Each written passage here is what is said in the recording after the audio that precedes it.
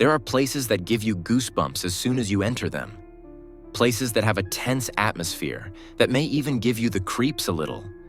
And there are places where terrible things keep happening and that seem to attract bad luck. In fact, in Skidmore, Missouri, everything could be quite different. But terrible things keep happening in this small community. Things that no one wants to talk about. One of these stories is that of Branson Perry, the story of a young man who just wanted to step out of his house one day to drop something off and never came back. They tried everything they could to find what happened to the Perry boy. I don't know if this is true or not, but I was told some man did it and he fed him to the hogs.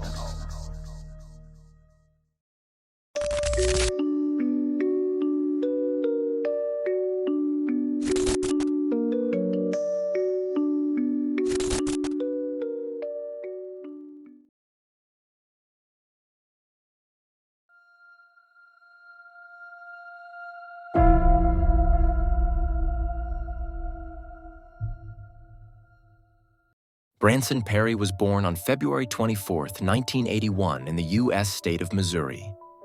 He also has a brother named Philip, who is 3 years younger. After his parents Becky and Bob divorced, Branson lived alone with his father Bob in Skidmore. Just 300 people live in the small town. Becky and Bob still have a good relationship even after their separation. All doors remain open to Becky and her son. After graduating from high school, Branson first works as a roofer. When he loses this job, he works in a petting zoo for a while. Meanwhile, he is looking for a new job that is a better fit for him. Branson suffers from tachycardia and often has a racing heart. However, he copes well with his illness and is still an active person. He does regular weight training and is an experienced martial artist. Despite his ongoing job search, Branson seems balanced and content. But unfortunately, Branson Perry gets involved with the wrong crowd. He begins experimenting with drugs and soon finds himself taking them regularly. In addition to marijuana, Branson soon starts taking amphetamines and Valium. However, the young man soon realizes that he can't go on like this. He confides in a few family members and friends, partly so they can remind him of the reasons why it's worth staying clean. Branson also finds out about the options for inpatient withdrawal so that he can leave drugs behind once and for all. In April 2001, Branson's father Bob has to spend some time in hospital. When he is about to be discharged, Branson prepares everything at home to ensure that his father has a stress-free return. On April 11th, he calls on a friend named Jenna. Branson asks her if she could come to his house and help him clean up and tidy up. Jenna stops by and helps Branson with the housework that afternoon. And so, the uncanny events surrounding Branson Perry begin.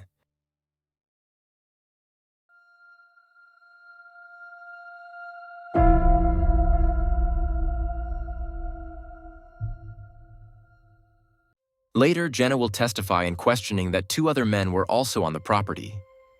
Jenna did not know the 2 men, however. The 2 men were working on Bob's car in the yard. Branson talked to the 2 men from time to time. Once she saw Branson take something out of a kitchen cupboard and hide it from her. When she asked, Branson waved it off. It was nothing.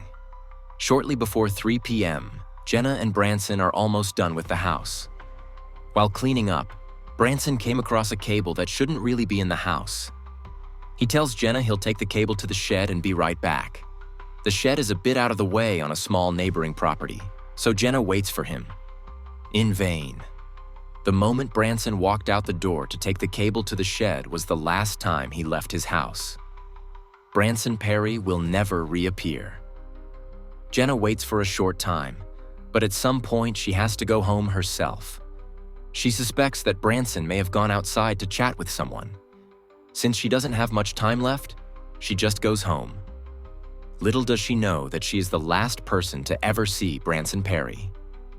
The 2 unknown men also leave the property in the course of the afternoon. Meanwhile, there are complications at Branson's father Bob's hospital stay. His release is postponed. He has to stay in the hospital a little longer. On April 12, 2001, Branson's grandmother comes by to see her grandson. The front door was unlocked, so she was able to enter the house. When she entered the house, the radio was playing as if someone had just been in the house. But there is no trace of Branson. She tries to call her grandson, but cannot reach him. So she calls Branson's mother to ask if Branson might be there or if his mother has at least heard from him. But his mother has not heard from the 20-year-old either.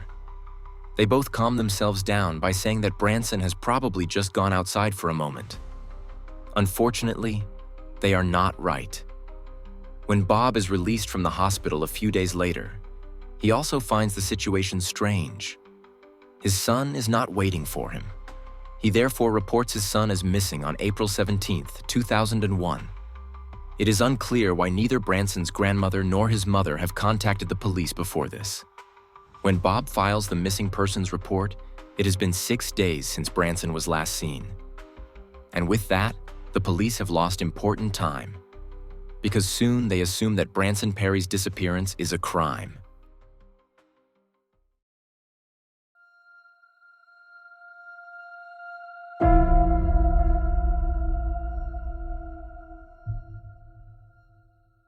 All of Branson's personal belongings are in Bob's house. Even his wallet with money and his papers are there. Actually, he always took it with him everywhere. This is also one of the most important clues that something unexpected must have happened to the 20-year-old. He had absolutely nothing on him when he disappeared. Not even any of his clothes seemed to be missing, except for the ones he was wearing when he disappeared on April 11, 2001. Due to the past few days and the bad weather, many potential clues have been wiped out. The search area is not only very large, but also rural. Skidmore and his surroundings are meticulously searched. The police look everywhere for the 20-year-old Branson, but they find no trace. Not even personal belongings or clothing of the missing person turn up. In connection with the disappearance of Branson Perry, over 100 people are interviewed. Since the police have hardly any clues, they have to laboriously examine and analyze Branson's entire private life. In the process, they also question people that Branson met through his drug use. They all agree to take a lie detector test, which they all pass. In many US states, unlike in Europe, for example, a lie detector test is considered a reliable means of questioning. Accordingly, it can be assumed that Branson's drug acquaintances really do not know where the young man is. However, the respondents raise a new possibility. Perhaps Branson owed a dealer money and got into trouble. Meanwhile, something strange is happening at Branson and Bob's house. Shortly after the missing person report, Bob goes into the shed. His son wanted to go there on the day of his disappearance to put the cables from the house there. But there is no trace of the cables in the shed. So apparently Branson never arrived there. There are also no cables lying around on the way to the shed. 2 weeks later, however, they are suddenly hanging over the door of the shed. To this day, no one can explain how they suddenly came to be there. Some sources claim that Branson was the victim of a crime just days before his disappearance. It is claimed that he was drugged on April 7th by a neighbor named Jason Bierman. Branson is said to have told his father Bob that he thought he could remember that Jason had sexually abused him on that occasion. However, this is not official information. Jason Bierman was never charged with the alleged abuse. He was also never officially suspected of having anything to do with Branson's disappearance. Furthermore, some reports claim that the Perry's house was destroyed by a fire shortly after Branson's disappearance. But we cannot verify this information either. We don't know who started this information and why. The search for Branson continues. Branson's family buys billboard space to put up a wanted poster of their missing son all over the country.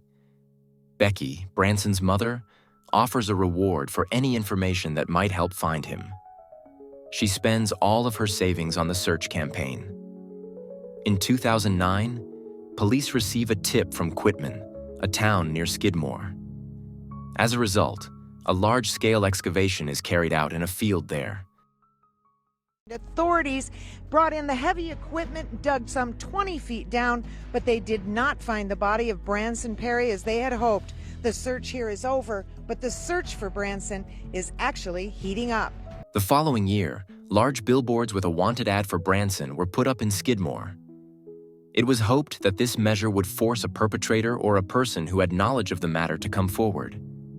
However, no one came forward with a valuable clue. Slowly but surely, the Branson Perry case became a cold case.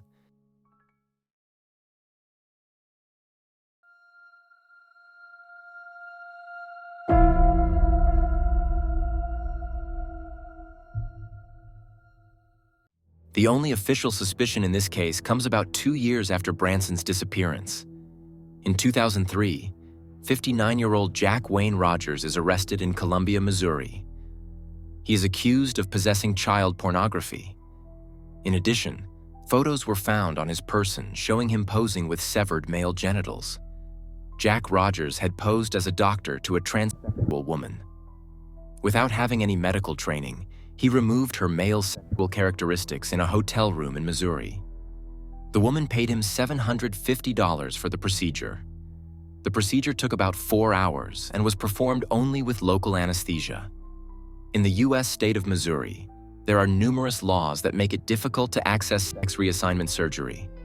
And this is precisely what Jack Wayne Rogers apparently took advantage of, cruelly exploiting the helplessness of this person. He apparently kept the genitals for purposes of gratification after the unlawful procedure. He told a police officer that he would have eaten the genitals at some point. The woman only just survived the attack. She bled heavily for several days and eventually had to go to the emergency room. The doctor on duty later testified that she would have died if she had only been admitted to the hospital hours later. Based on this history, police believe that Jack Rogers may also be involved in Branson Perry's disappearance. Jack Rogers is active in numerous internet forums where he brags about his alleged crimes. In one of these forums, he describes something that could fit the Branson Perry case frighteningly well. In February 2002, Jack wrote that he had gone to Skidmore in April 2001 and picked up a hitchhiker there. The man was young and blonde, and Jack's description of him matches Branson's appearance well in other respects as well. Jack goes on to claim that he gave the young man drugs and tied him to a tree in a remote area. There, he abused him, tortured him, and finally murdered him and stripped his body. After the police find these forum posts, a house search is carried out. And indeed, a necklace is found on Jack. The piece of jewelry resembles a necklace that Branson himself had owned. During his interrogation, Jack Rogers stated that his online postings did not correspond to reality. For him, the drastic descriptions were a way to live out his horrific fantasies. To date, Jack Rogers has never been charged with a crime against Branson Perry. Apart from the postings and the necklace, the police have no evidence that points to him as the culprit. Branson's disappearance was widely discussed in the media at the time, so it is also possible that Jack Rogers read about the case and mixed reality with his own crude fantasy in his posts. Rogers is still in prison for his crimes. Branson's mother, Becky, also does not believe that Rogers had anything to do with her son's disappearance. Becky is instead certain that someone in the drug scene wanted to prevent Branson Perry from getting out. The police also suggest that the most promising leads lead back to the area around Skidmore and Quitman. Because Skidmore seems to be a city that attracts the sinister, there have been many strange events there in recent years.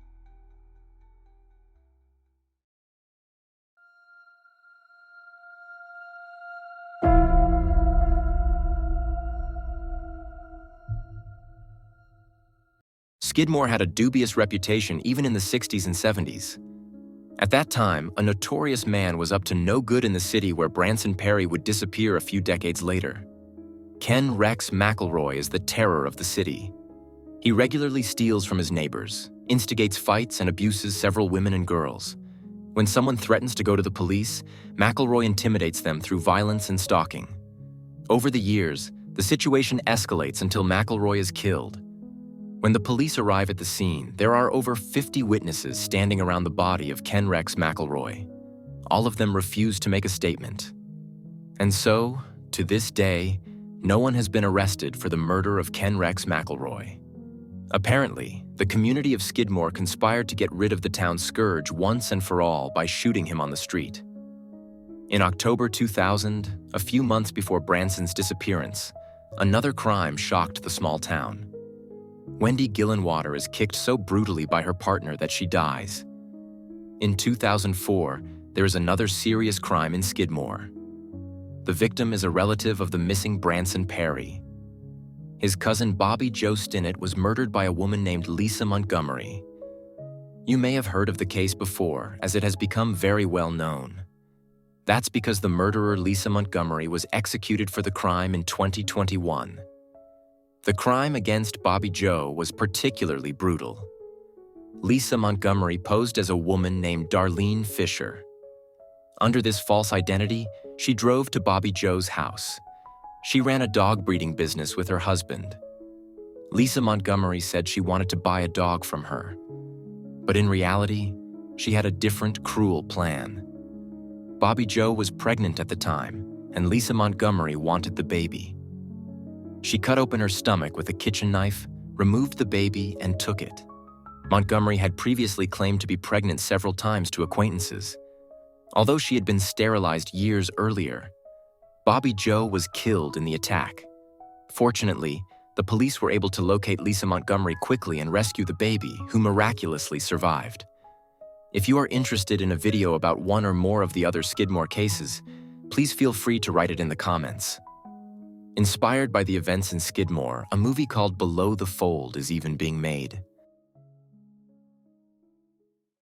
Just the feeling of the town in general just sort of gave that feel, you know, as an actor. Like, I literally didn't need the script. I didn't need my character. I didn't even need the director telling me like what to do or how to feel, because the town in general just kind of gave that sort of eerie, ominous feeling. Branson's mother, Becky, also writes about the dark events in the town in an open letter. Skidmore is such a small town. I lived there for 17 years and knew almost everyone there. I had a business there for several years. There are so many good people who live there. And yet so many unconnected tragedies have befallen our family in this town. In October 2000, Wendy Gillenwater was beaten to death by her boyfriend. In April 2001, Branson disappeared. In December 2004, Bobby Joe Stinnett was found dead, and her baby was cut from the womb. They are all children who were great personalities and would do anything for anyone if it were within their power. They are all children we miss every second of every day. So much sadness and pain. But I have to continue to believe that everything happens for a reason. Only God has the answers, because I will never be able to understand. Sadly, Branson's parents never found out what happened to their son. Bob Perry died in 2004, followed by Branson's mother, Becky, in 2011. She died of cancer at the age of just 52. When she is buried, the grave next to her is kept empty. One day, her missing son, Branson, is to be laid to rest there. Just days after Branson's disappearance, Becky met a new partner named James. Although James never met his stepson Branson, he's still looking for him today. James promised Becky on his deathbed not to give up until he had brought Branson home. According to reports from 2022, there is currently even a prime suspect in the Branson Perry case. However, the police still need a final crucial clue before this suspect can be charged. So let's hope that I can give you an update on this case soon. If there is any news, I will report it. Otherwise, I would of course be interested to hear your theories on the Branson Perry case. What do you think could have happened to 20-year-old Branson? I look forward to reading your opinions, and that's the end of the video. Please feel free to like, comment on, and subscribe, and don't forget to activate the bell. This is a great way to support the channel. This way you won't miss any videos, and it increases the likelihood that the video will be suggested to people who haven't yet subscribed to Insolito. Thanks a lot in advance, and thanks for watching. Otherwise, there's not much more to say. I wish you a good morning, afternoon, or evening, depending on when you're watching this, and hope to see you again in the next video. Until then, bye guys.